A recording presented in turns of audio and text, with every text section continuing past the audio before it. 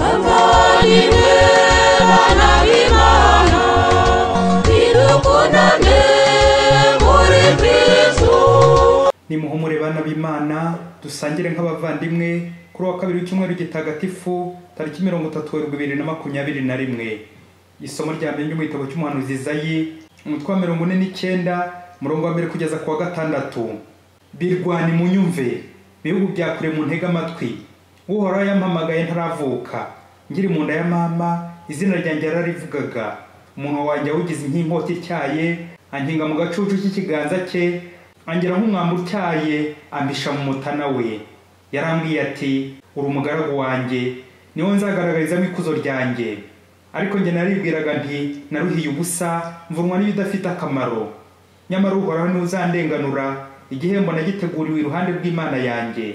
None ngaho Uhoraho yabyivugiye, we wandemeye kumubera umugaragu kuva nkiri mu nda ya mama, kugira ngo mugarurire Yakobo mukoranyirize Isiraheli. Guhera ubu rero mfite ubutoni kuri Uhoraho, ububasha bwanjye bukaba ari Imana yanjye. Yarambwiye ati, gusubiranya imiryango ya Yakobo no kugarura abarokotse ba Isiraheli, ibyo ntibihagije ku mugaragu wanjye, ahubwo nakugeneye kuba urumuri rw'amahanga, kugira ngo umukiro wanyu usakare kugera ku mpera z'isi. Iryo ni ijambo ry'Imana. Zaburi ni ya 71. Nzamamaza umutsindo wawe n'agakiza kawe ubuziraherezo. Nyagasani Yezu nabane namwe. Amagambo mu Ivanjili ntagatifu Yezu Kristo uko yanditswe na Yohani umutwe wa 13 murongo 21 kugeza kwa 33 no 36 kugeza kwa 38. Yezu agiye kuva kuri iyi si ngo asange se, igihe ari ku meza hamwe n'abigishwa be, ashenguka umutima maze avuga yemeza ati, ndababwira ukuri koko, umwe muri mwe agiye kungambanira. Abigishwa be batangira kurebana bibaza uwo ashaka kuvuga. Nuko umwe mu bigishwa uwo Yezu yakundaga akaba yegamiye mu gituza cye. Simoni Petero amwicira ijisho aramubwira ati, mubaze uwo avuga uwo ari we. Wa mwigishwa uko yakegamye mu gituza cya Yezu aramubwira ati, Nyagasani uvuze ninde? Yezu aramusubiza ati, nongeye gukoreza umugati nkawumuha. Nuko akoze ikimanyu cy'umugati agihereza Yuda mwene Simoni Iskariyoti. Yuda ngo amare kwakira uwo mugati se kiba mwinjiramo. Nuko Yezu aramubwira ati, ibyo ugiye gukora bigire vuba. Ariko mubara aho ku meza ntihagira umenye ikimuteye kuvuga atyo, kubera ko Yuda yarasanzwe ari umubitsi. Bamwe bakeka ko Yezu yashatse kumubwira ngo ajye kugura iby'umunsi mukuru, cyangwa se ngo agire icyaha abakene. Amaze kumira icyo kimanyu cy'umugati ahera ko arasohoka. Hari nijoro. Yuda amaze kugenda, Yezu aravuga ati, ubu rero umwana w'umuntu ahawe ikuzo, n'Imana ihereye ikuzo muri we. Ubwo rero Imana ihereye ikuzo muri we, n'Imana izamuha ikuzo muri yo, kandi dore iri hafi yo kumukuza. Twana twanjye ndacyari kumwe namwe igihe kigufi, muzanshaka, maze nk'uko nabwiye Abayahudi nti, aho ngiye ntimushobora kuhajya. Namwe ubu nibyo mbabwiye. Simoni Petero aramubwira ati, Nyagasani ugiye kujya he? Yezu aramusubiza ati, aho ngiye kujya ubu ngubu ntushobora guhankurikira, ariko amaherezo uzahankurikira. Petero aramubwira ati, mwigisha, ubu se nabuzwa n'iki kugukurikira? No kugupfira nagupfira. Yezu aramusubiza ati, uzampfira. Yakubwira ukuri koko, isake ntiza kubika utaranyihakana gatatu. Iyo ni Ivanjili ntagatifu. Muvandimwe, fungura buri munsi, dusangire na Kristo buri munsi, dusanganira abandi buri munsi, dusangire nk'abavandimwe. Mu gihe ingayi zica umugani ngo abasangira ubusa bitana ibisambo, imfura zo ziti abasangira Yezu barasa, bagasabana, bakunga ubumwe. Abo ni abakristo. Ingingo remezo nyamukuru mu kuzirikana amasomo y'uyu munsi iragira iti, dusangire bana b'Imana turi abavandimwe. Hari inshinga kera zabagaho, sinzi niba zikiriho mu gitabo cy'inkoranyamagambo dictionnaire, kunywana, kugirana igihango. Umuntu wese warengaga ku gihango akagitatira yashoboraga gupfa. Ni umuvumo. Amahano, kwica umunywanyi ni amahano. Gutatira igihango ni umuvumo, ni urupfu. N'ikimenyimenyi Yuda watatiye igihango agatanga umunywanyi we Yezu ngo bamwice, ntibyarangiye se Yuda apfuye? Mwagiye se ngo yarapfuye gusa? Yapfuye urupfu rubi, rwa rundi utanabona n'ukuririra. Reka nkomeze ndutsinde Yuda ataza kundakarira. Gutatira igihango ni umuvumo. Mu isomo rya mbere twumvise indirimbo ya kabiri y'umugaragu w'Imana, iravuga ubutumwa bukomeye bw'umugaragu w'Imana. Uyu mugaragu agashushanya Yezu. Yesu afite ubutumwa bukomeye bwo kudukiza. Bagize bati, nakugeneye kuba urumuri rw'amahanga kugira ngo umucyo wanjye usakare mu mpera z'isi. Amen. Vivre c'est vivre avec. Kubaho ni ukubana, gusangira nk'abavandimwe birakiza. Mu ivanjiri y'uyu munsi Yesu arahishura uzamugambanira n'uzamwihakana, bombi igitangaje nabo mu ntumwa ze. Yesu ari hafi kudupfira, ari gusangira n'intumwa ze bwa nyuma. Muri zo arahishura uzamugambanira ati, umwe muri bo agiye kungambanira, ni Yuda Isikariyoti. Agahishura n'uzamwihakana ati, Petero, isake ntiza kubika utaranyihakana gatatu.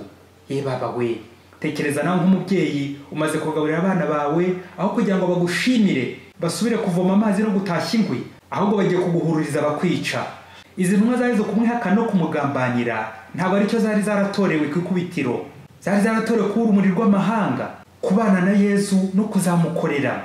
Ariko iki gishuko ziguyemo natwe ntiduhema kubona ibimeze nkabyo mu buzima bwacu bwa buri munsi, aho ubona inshuti, umuturanyi, umuvandimwe, uwo mukorana, uwo mwashakanye ari we uri gukwigarika, ari uri kugufungisha, ari uri kukwihakana, ari gukwirukansa no kugukinagiza, ukarara rwa ntambi, akakugambanira, akakugirira ishyari. Umuvandimwe, umubyeyi, burya umuntu ni mugari bavandimwe, ni mwinshi. Hari imvugo igira iti, umenya umuntu ari uko musangiye umufuka w'umunyu. Bishatse kuvuga igihe kirekire burya ubumuzi, ukamenya intege nke ze, ukamenya imbaraga ze, ukamenya ibyiza bye, ukamenya ingeso mbi ze n'imico ye myiza. Mbese ubumuzi wese, umufuka w'umunyu. Byumvikane mubanye igihe kirekire, umufuka w'umunyu. Ibaze nawe igihe mwamara umufuka w'umunyu muri babiri. Zaburi ya 40 umurongo wa 10 haragira hati, ndetse n'inshuti magara nizeraga tukanasangira ibyo byanjye nayo yaranyigaritse. Ye baba we, ijambo ry'ikilatini kumupanem, compagnon mu gifaransa, n'uwo musangira umugati cyangwa umusangira ngendo. Ni umuntu ukomeye cyane, mbese magara, soma mbike, inkoramutima, inshuti magara, uwo musangira kabisi n'agahiye. Umunsi umwe Paulo na Karoli bari inshuti magara, bari baranywanye hambere aha, bari n'abakristo ndetse banabyarana abana muri batisimu.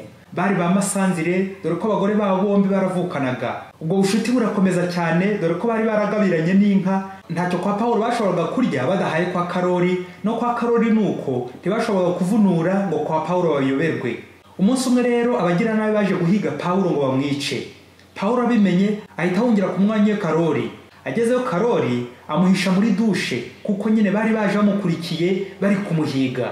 Abagira nabi bamaze kuzenguruka inzu yose yo kwa Karoli bari gushaka Paulo baramubura.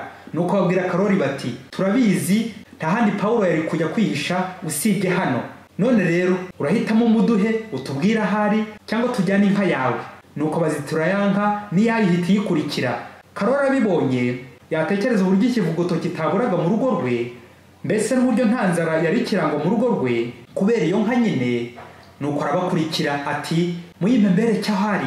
Nuko abicira ijisho berekeza muri ya dushe, ariko arongeraho ati, ntimugire icyo mumutwara nyaboneka. Nuko Paulo bamufata bajya kumugira nabi, kumwica. Karoli yabona uburyo Paulo bamutwaye intambike bagenda bamuhondagura, agasuka amarira akaboroga. Yatekereza uburyo iyo nka ari Paulo n'ubundi wari wayimugabiye. Yatekereza n'uburyo bari baranywanye.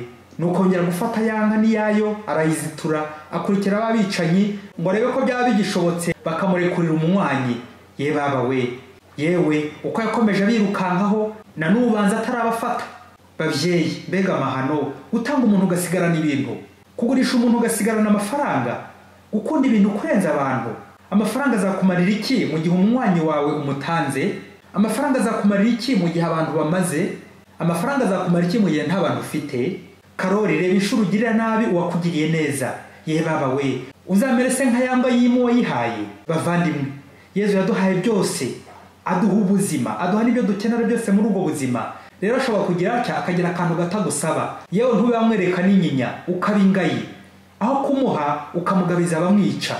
Ngabo ba Yuda bamara gusangira na Yesu bagahita bamutanga, bakamugambanira, bakamugabiza ababisha n'abicanyi. Ese mubyeyi, wowe umuntu ahungiye iwawe, tuvuge ko waba utanamuzi da, wamukingurira, wamuhisha, wamucumbikira, wamurinda. None se abaye inshuti yawe magara umunywanyi wawe, wamugenzereza ute? Uja kugana. Birababaje babyeyi, hari abana b'impinja benshi bahungira iwacu mu rugo rwacu. Imana ikabakohereza ngo bahavukire, bahakurire, bazabeho, bazatugirira akamaro, warangiza ukabagambanira. Ese muvandimwe, igihe ukuyemo yanda utaniye na Karoli utanga umwanya wa Pawulo ngo bamwice akarengera inka? Ndaho utaniye na Yuda ugambanira umwigisha wa Yezu. Trahire ton ami, trahire ton maître, c'est une malédiction. Kwicisha umuvandimwe, umunywanyi, gutatira igihango n'umuvumo. Ni kangahe twumva abantu bari kugambanirana? Ni kangahe twumva abantu bari kugambanira abandi mu kazi ngo bazabakure ku mugati, bagatanga ruswa ngo birukanisha abandi, bakabahimbahimbira ibinyoma kandi bigafata kubera iyi siri mu ibinyoma. Mu Kristo ntukabe muri abo. Ni kangahe twumva bashakanye basangiye ameza atatu, ikiryamo, isengesho n'ibiryo, ariko umwe agatema undi, umwe agacinya undi, umwe agasahura umutungo akikubira, umwe akaryarya undi. Abo bose ntibasangira se? Warangiza ugatera Yuda ibuye ngo n'umugambanyi, ngo yagambaniye Yezu. Erega Yuda nawe ni intumwa ya Yezu, nkuko nawe mu Kristo nyine uri uwa Kristo. Ubeshye wo muri kumwe ngo niwe ukunda gusa, ukamurya utwe kose, nyamara ibyo umukorera Imana niyibizi. Kuko byose bigiye habona, wapfa utishwe nuko ari uburozi gusa, ahubwo n'ikimwaro, isoni, uburyo mugendana, mukararana, mugasangira kabisi n'agahiye, nyamara ufite akandi gatebo umujugunyamo ntarabukwe. Mu Kristo ntukabe muri abo, cyangwa niba ubarimo bavemo. Yezu n'intumwa ze bari ku meza y'Ukaristiya basangiye umubiri n'amaraso bye. Gusangira mu Kilatini ni cum unire, union, unire, guhuza. Ariho hava ijambo ry'Igifaransa communion, bivuga ko abasangira bunga ubumwe, bakumvikana, bagahuza, bagasabana kubera Kristo. Umukristo wese wumvise ijambo ry'Imana agahabwa umubiri n'amaraso bya Kristo, nawe ahinduka Kristo, amwe n'wabo wa Yezu Kristo, mushiki we n'umubyeyi we, aba umunywanyi wa Yezu, aba intumwa ye kimwe na Yohani, Yakobo na Yuda na Petero n'abandi. Kubera iki icyo gihango mugiranye ku meza amatagatifu? Iyo usohotse mu kiliziya ugasubira mu rugomo, kugambana, kubeshyera abandi, gusebanya, gusenya ingo z'abandi, guteza akavuyo n'umutekano muke mu baturanyi, n'izindi ngeso mbi zose, uri kugambanira Yezu ku rwego rumwe na Yuda, uri kumwihakana mu bikorwa byawe bibi ku rwego rwa Petero. Rero bavandimwe, ntitwatera Yuda na Petero amabuye ngo niho bahemu. Gusa mu Kristo ntukabe muri ibyo byiciro by'abahakanyi n'abagambanyi. Niba ukiriyo, vayo hakibona. Yezu arashaka gukumurikira urumuri rw'amahanga. Maze muri iki cyumweru gitagatifu dufatanya na Yezu guheka umusaraba, dusangire nawe ubabare, ubabazwe n'ingeso mbi yawe imusubiza ku musaraba buri munsi. Nuko nawe iyo ngeso mbi uzayibambe ku musaraba, uyicikeho burundu, maze uzasangire na Yezu zuka rye, kwishimira ko twagarukiye Imana. Dusangire buri munsi. Amen. Padiri Masumbuko Ladislas wa Diocese ya Cyangugu.